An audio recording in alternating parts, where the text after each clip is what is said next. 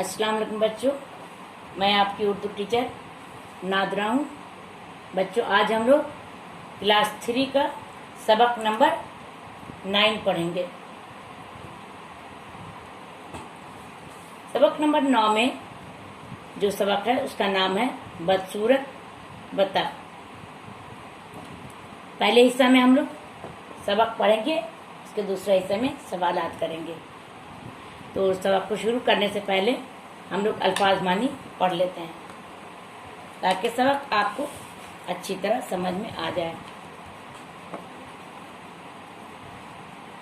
गमगीन होना के मानी है दुखी होना। बर्फानी इलाका,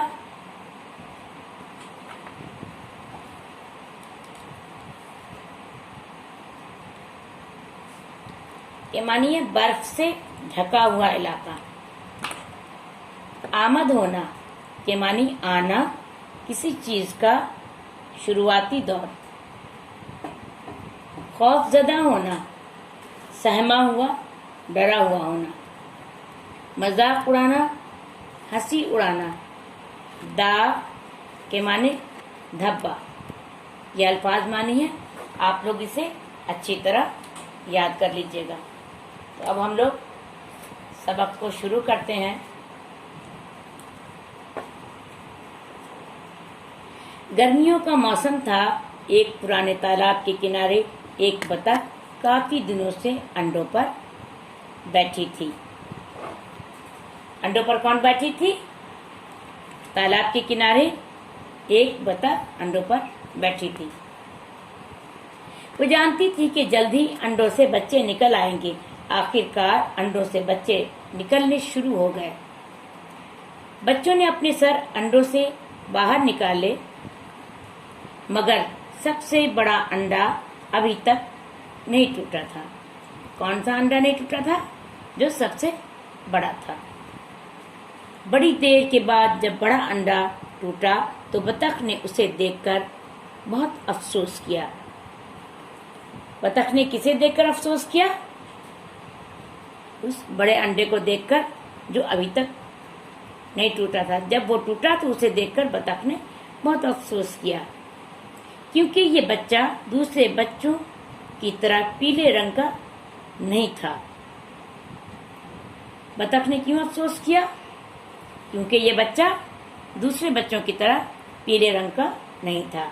बतख ने समझा कि ये उसका अपना अंडा नहीं होगा। बतख ने क्या समझा? उसने समझा कि ये उसका अपना अंडा नहीं होगा। बतख का ये बच्चा बहुत भद्दा था, यानी बहुत बुरा मालूम होता था, बदशक्ल था। लेकिन बतख उस बच्चे से भी उतना ही प्यार करती थी जितना कि बाकी सब से। यानी बतख बच्चे के इस बच्चे के बदसूरत होने की वजह से उससे कम प्यार नहीं करती थी, बल्कि वो उसे भी उतनी ही प्यार करती थी जितना वो अपने दूसरे बच्चों को प्यार करती थी। दूसरे बच्चों के साथ साथ बतख ने उसे भी तैरना सिखाया, मगर उसे तैरना नहीं आ रहा था। बतख ने सोचा कि जब ये बड़ा होगा तो खुद ही तैरना सीख जाएगा।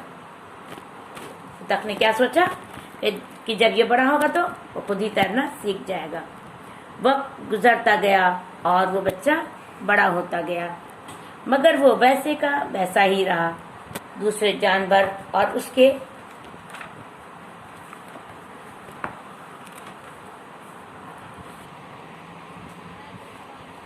अपने बहन भाई उसका मजाक उड़ाते तो वो गमगीन हो जाता। आखिरकार उसकी माँ ने कहा कि वह जंगली बतखों के साथ जाकर रहे। उसके भाई बहन और दूसरे जानवर जब उसका मजाक उड़ाते तो क्या हो जाता? वो गमगीन हो जाता। उसे बहुत दुख होता कि दूसरे बच्चे उसका मजाक उड़ाते। आखिरकार उसकी माँ ने क्या कहा? उसे कहा कि वो जंगली बतखों के साथ जाकर रहे। रात को ही वह जंगल की तरफ रवाना हो गया, यानी जंगल की तरफ चला गया। रात बहुत हो गई थी और सर्दी भी ज्यादा थी। वो बिल्कुल अकेला था और रात के अंधेरे में खौफ ज़्यादा हो रहा था, यानी डर रहा था। रात की अंधेरी भी थी और ठंड भी थी। इस वजह से वो उसे देखकर उसे खौफ महसूस हो रहा था। उसे दरख्त और फूल कुछ अजीब से दिखाई दे रहे थे। जब बहुत अंधेरा होता है तो बच्चे, आप लोग भी अक्सर ऐसा देखते होंगे कि दरख्त को, पेड़ पौधों को देखने से खौफ का एहसास होता है, यानी डर महसूस होता है, क्योंकि वो अच्छी तरह अंधेरे की वजह से दिखाई नहीं देते हैं। जब वो जंगली बतखों के इलाके में पहुंचा तो उसने देखा कि वहां कोई भी न था, बल्कि बहुत से शिकारी हाथों में बंदूक और शिकारी कुत्ते लिए इधर उधर घूम रहे थे। जब वो जंगल में उसमें पहुंचा तो उसने, जंगली बतखों के इलाके में पहुंचा तो उसने क्या देखा? उसने देखा कि वहां कोई भी नहीं था, बल्कि बहुत से शिकारी हाथों में बंदूक और शिकारी कुत्ते लिए इधर उधर घूम रहे थे शिकार करने के लिए। उसने अपने आप को बड़ी बड़ी घास में छुपा लिया। उसने क्या किया? अपने आप को बड़ी बड़ी घास के पीछे छुपा लिया। और जब शिकारी चले गए तो वो बाहर निकला और एक तरफ दौड़ लगा दी, यानी एक तरफ दौड़ गया। वो बर्फानी इलाके में पहुंच गया, यानी बर्फानी इलाके में जहां बर्फ गिरती थी। सख्त सर्दी से वो मरने ही वाला था कि एक किसान ने उसे उठा लिया और अपने घर ले आया। जब वो सख्त सर्दी की वजह से मरने वाला था तो क्या हुआ? एक किसान ने उसे अपने घर ले आया। किसान के बच्चे बतख के बच्चे को देखकर बहुत खुश हुए। उसे खाने को दिया और आग के नजदीक बैठा दिया। वो समझा कि शायद ये बच्चे भी उसका मजाक उड़ाएंगे। वो क्या समझा? शायद ये बच्चे भी उसका मजाक उड़ाएंगे, जिस तरह के उसके बहन भाई और दूसरे जानवर उसकी बदसूरती की वजह से उसका मजाक उड़ाते थे। लिहाजा एक दिन मौका पाकर वह वहां से भाग निकला। वो वहां से क्यों भाग निकला? क्योंकि उसे ये डर था कि शायद कहीं मेरे भाई बहन और दूसरे जानवर की तरह ये किसान के बच्चे भी उसका मजाक न उड़ाएं। मौसम बहार की आमद थी, यानी मौसम बहार आ रहा था। हर तरफ फूल खिले हुए थे। वो बदसूरत बच्चा झील की तरफ निकल आया। उसने देखा कि खूबसूरत सफेद परिंदे, जिनकी गर्दनें लंबी थीं, पानी में तैर रहे थे। उसने भी उनके पीछे तैरना शुरू कर दिया।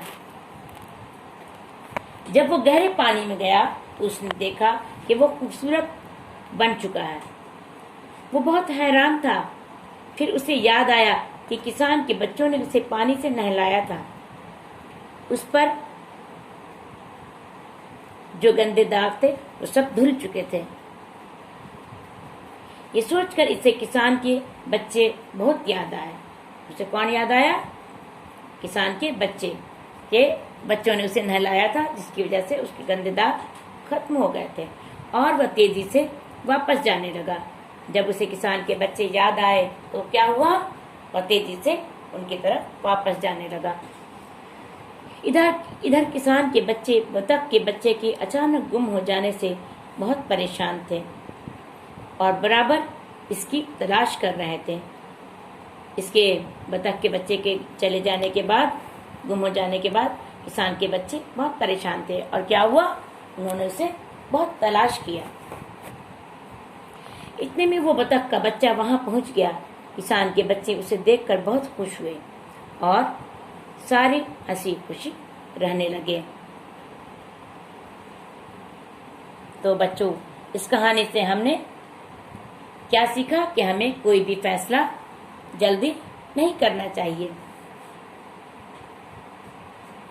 कि जिस तरह उस बच्चे को देखा कि पहले उसने तो अपना घर छोड़ा, उसके बाद जब वो किसान के बच्चों के बीच गया तो वहां से घबराकर इस डर से निकल गया कि कहीं उसके बहन भाई और दूसरे जानवरों की तरह इसके बच्चे भी हमारा मजाक न उड़ाएं, जिसकी वजह से वो परेशानी में पड़ा। तो इस वजह से कोई भी फैसला करने में जल्दी नहीं करनी चाहिए और कोई बात, कोई फैसला सोच समझ कर ही करना चाहिए। तो बच्चों ये आपका सबक खत्म हुआ।